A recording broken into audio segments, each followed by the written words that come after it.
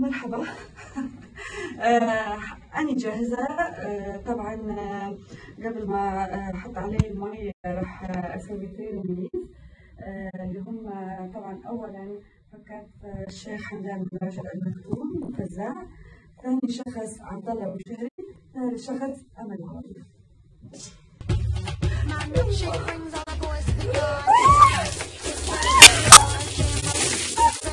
عليكم ورحمة الله وبركاته. مثل ما تعرفون اكو حملة اسمها ALC، هذا المرض اللي يحس المريض انه جسمه بارد، فصاروا العالم كلهم يواسوهم هذا المرض من خلال حملة انه يديرون مي على جسمهم او يديرون مي بارد على جسمهم على مود يشعرون شوية بالألم اللي يحس به المريض المصاب بهذا المرض، ويدعموهم بالفلوس طبعا. واجتهم دعم من كبار المسؤولين ومن الفنانين ومن المشهورين ومن التجار، دعم كانوا يحلمون به انه منظمة هذا المرض اللي نظمت هذه الحملة.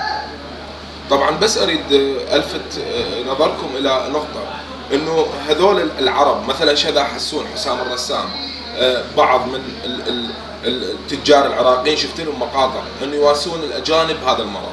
انا على عيني وعلى راسي لو كانت حالة انسانية كل احنا يعني نوقف وياها، بس احنا عندنا حالات انسانيه اصعب من هذا المرض. يعني مثلا اغتصاب النساء بالموصل اللي صار، امرلي والحصار اللي الى اليوم 71 يوم محاصرين، المسيح اللي تهجروا من مناطقهم الى مناطق اخرى، اللي طردوهم اصلا من العراق، اللي ينذبح الان اللي ينذبح العراقي باسم الدين مثلا.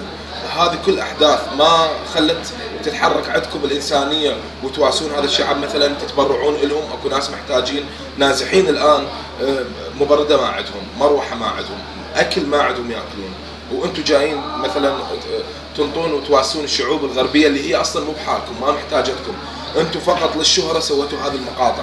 انا ما عندي اعتراض انه انتم تسوون مقاطع او تواسون الحاله الانسانيه، بس عندي اعتراض انه انتم نسيتوا انه احنا شعب مظلوم اكثر من الشعوب البقيه. بس اريد اوجه رساله لكل دول العالم، من ضمنهم انتم اللي سويتوا، شذا وحسام الرسام وغيرهم طبعا دول اللي شفتهم.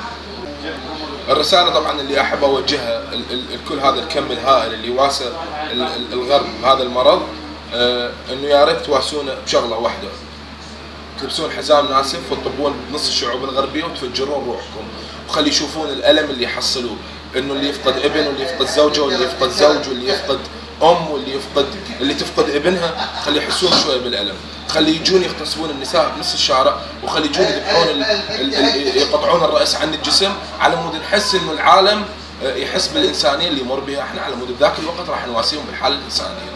تحياتي للجميع. دير بالك دير بالك دير بالك دير بالك من الثانيه لا حد يجي، لا حد الدم، دير بالك من الثانيه يا ولد، لا حد الدم، السياره الغريبه لا تخليها، لا تجمعون يا ولد، لا حد يتجمع، اطلع لا تجمع